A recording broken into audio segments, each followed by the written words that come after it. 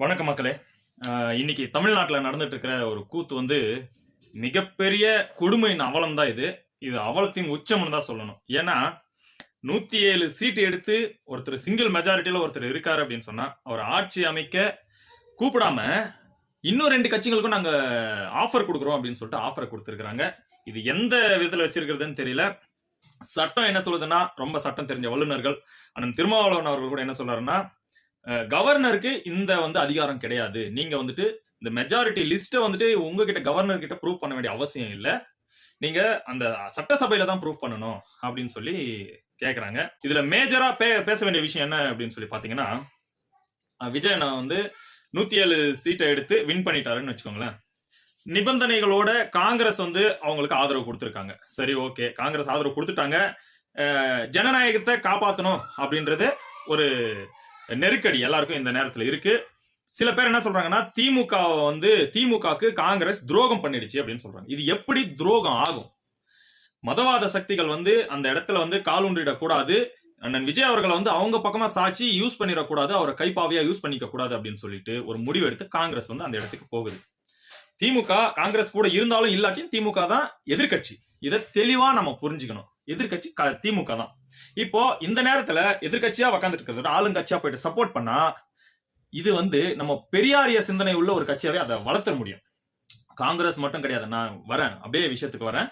காங்கிரஸ் மட்டும் இல்ல. இப்ப இந்த நேரத்துல அண்ணன் திருமாவளவன் அவர்கள், இடதுசாரிகள் இவங்க எல்லாம் சேர்ந்து ஒரு சப்போர்ட் விஜய் அவர்களுக்கு கொடுத்தாங்கன்னா, இத்தனை நாள் யோசிக்கிறதே ரொம்ப ஏறக்குறைய 4 நாட்கள். இது இன்னைக்கு 8ஆம் தேதி வந்துருச்சு. 4 நாட்கள் யோசிச்சுட்டு இருக்காங்க. யோசிச்சு முடிவு சொல்றோம், கலந்தாய்வு செஞ்சு முடிவு சொல்றோம் அப்படின்னு சொல்லிட்டு இதுவே பெரிய அபத்தமா தான் இருக்குது. இவங்களோட ஆசை காலமா ஆட்சியிலையும் பங்கு, அதிகாரத்திலையும் பங்கு அப்படின்னு சொல்றாங்க. அப்ப அதை ஆஃபர் பண்ண ஒரு கட்சி வந்திருக்குது. அந்த கட்சியை ஆதரிக்கிறதுல என்ன தப்புன்னு நமக்கு எதுவுமே புரியல. காலம் பூரா ரோட்லயே நின்று கத்திட்டு, எம்எல்ஏக்களை வச்சுட்டு, எம்பிக்களை வச்சுட்டு ரோட்லயே நின்று கத்திட்டு ஆதரவு கொடுத்துட்டே போயிடணும் அப்படின்னு நினைக்கிறாங்களா என்னன்னு தெரியல. நம்ம அந்த கட்சிக்கு அட்வைஸ் பண்ற அளவுக்கு நமக்கு அந்த அளவுக்கு பெரிய அறிவோ என்னவோ கிடையாது. ஆனா இந்த நேரத்துல விஜய் அண்ணனை ஆதரிக்கிறது மூலமா மதவாத சக்திகள் அவரை யூஸ் பண்ணிக்க முடியாத அளவுக்கு ஒரு ஆப்ஷனை க்ளோஸ் பண்றதை தான் நாம அதை எடுத்துக்கணும். ஆலூர் சனவாஸ் இன்னும் சில பேர் எல்லாம் பேசுறாங்க, ரொம்ப கடுமையா சாட்டுறாங்க, காங்கிரஸ் துரோகம் பண்ணிட்டாங்க, முதுகுல குத்திட்டாங்க அப்படின்னு சொல்லி. ஆக்சுவலி இதுக்கு பேர் முதுகுல குத்துறது துரோகமோ கிடையாது. இது சந்தர்ப்பவாதமாவே வச்சுக்கினா கூட இந்த நேரத்துக்கு இது தேவையா இருக்கு. தமிழ்நாட்டு மக்களே மொத்தமா எதிர்பார்க்கறாங்க அண்ணன் விஜய் அவர்கள் ஆட்சி அமைக்கணும் அப்படின்னு சொல்லிட்டு. இந்த நேரத்துல நீங்க யோசிக்கிறது எந்த விதத்துல நியாயம் தெரியல. அப்போ மதவாத சக்திகளை உள்ள விடக்கூடாது அப்படின்னு சொல்லிட்டு யாரு நினைக்கிறான்னு நீங்களே யோசிச்சு பாருங்க. இத்தனை நாள் நீங்க சொன்னதெல்லாம் பொய்யா, இல்ல நாடகமா, இல்ல திமுகவை ஜெயிக்க வைக்கிறதுக்காக மட்டுமே செஞ்ச நாடகமா, இல்ல எப்படி நாங்க எடுத்துக்கிறதுன்னு தெரியல. இன்னைக்கு நிபந்தனையற்ற ஆதரவு கொடுக்கணும். ஆனா அவங்க கேட்கறது நிபந்தனைகளோடு கொடுத்தாலும் நாங்க ஏத்துக்கிறோம் அப்படின்னு தான் சொல்றாங்க. இந்த நேரத்துல அவங்களுக்கு தேவைப்படுது. ஏன்னா அவரால முடியும். நீங்க இவ்வளவு டிலே பண்ணீங்க, கடைசியில வேற ஆப்ஷனே இல்ல அப்படின்னு சொன்னா ஒரு அதிமுக கூட தான் கூட்டணிக்கு போகணும். அதிமுக கூட கூட்டணிக்கு போயிட்டாருன்னா என்ன நடக்கும் அப்படின்றது உங்களுக்கே தெரியும். அப்ப இதைதான் எதிர்பார்க்கறீங்களா? இடதுசாரிகள் இதைதான் எதிர்பார்க்கறீங்களா? அப்ப என்ன உங்களோட அஜெண்டா, என்ன மைண்டுன்னு ஒண்ணுமே புரியல. திமுக ஜெயிச்சா மட்டும்தான் பிஜேபி எதிர்க்கணுமா? ஏன் வேற எந்த கட்சியும் எதிர்க்க கூடாதா? இந்த நேரத்துல விஜய் அவர்களோட கரங்களை வலுப்படுத்தினா அதை விட போர்ஸபிளா செய்யலாமே. நீங்க இப்ப ஒரு பெரிய போர்ஸ், ஒரு தமிழ்நாட்டு மக்கள் மொத்தமும் நம்பின ஒரு கட்சி இவ்வளவு பெரிய ஒரு மதவாதத்தை எதிர்க்குது அப்படின்னு சொன்னா இது எந்த அளவுக்கு போய் ரீச் ஆகும் அப்படின்றது யோசிச்சு பாருங்க. ஏன் யோசிக்க மாட்டேங்கிறீங்க? இது எப்படி திமுகவுக்கு துரோகம் ஆகும்? நமக்கு வருத்தம் தான். திமுக தோற்றதுலயும் ஐயா ஸ்டாலின் அவர்கள் தோற்று அவர் கண்ணீரோட வெளியே வந்ததுல நமக்கு ரொம்ப வருத்தம். பட் அதையே பார்த்துட்டு இருக்க போறோமா அப்படின்றது தானே நம்மளோட கேள்வியா இருக்கு இந்த இடத்துல. இந்த நேரத்திலயும் நாங்க யோசிக்கணும்னு சொல்லிட்டு நாங்க கலந்தாய்வு செய்யறோம்னு சொல்லிட்டு கோட்டை விட்டுட்டோம் அப்படின்னு சொன்னா ரெடியா இருக்காங்க. அதிமுக ரெடியா ஆஃபர் பண்ணிருக்காங்க. இங்க நடந்துட்டு இருக்கிறது எந்த அளவுக்கு ஒரு டெமோக்ரஸியா கொலை செஞ்சுட்டு இருக்காங்க, ஜனநாயகத்தை கொலை செஞ்சுட்டு இருக்காங்க அப்படின்றது நல்லாவே தெரியுது. மெஜாரிட்டியில ஒரு கட்சி இருக்கு. அந்த கட்சியை கூப்பிட்டு ஆட்சி அமைச்சிட்டு நாளைக்கு மெஜாரிட்டியை நிரூபிச்சுட்டு போங்கன்னு சொல்றதுல எந்த தப்பும் இல்ல.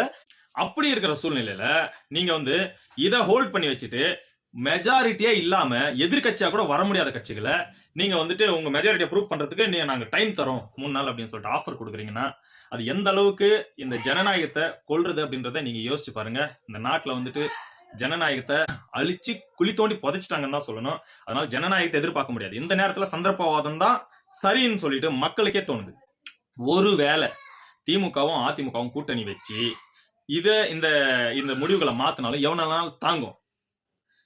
ஒருவேளை அது உடைஞ்சு ரீ எலெக்ஷன் வந்துச்சு அப்படின்னு சொன்னா அன்னைக்கும் விஜய் என்ன சிங்கிள் மெஜாரிட்டி இதை விட அதிகமா ஜெயிப்பாரு. அப்போ அவருக்கு தடை சொல்றதுக்கு ஆள் கிடையாது. அந்த சிங்கிள் மெஜாரிட்டியில இருந்தாருன்னா அவர் இஷ்டத்துக்கு எது வேணாலும் செய்யலாம். அவர் மதவாத சக்திகள் பக்கம் போனாலும் நம்ம கேள்வி கேட்க முடியாது. அவரு நம்ம விரும்புற ஆட்சியை கொடுத்தாலும் நம்ம எதுவும் செய்ய முடியாது. அப்படி இருக்கிற சுச்சுவேஷன்ல தயவு செஞ்சு இந்த மாதிரி நேரத்துல இடதுசாரிகள், ஜனநாயக சக்திகள், இடதுசாரிகள் என்றதே கிடையாது, ஜனநாயக சக்திகள் அவருக்கோட கரத்தை வலுப்படுத்துங்க அப்படின்றதுதான் நம்மளோட வேண்டுகோள்.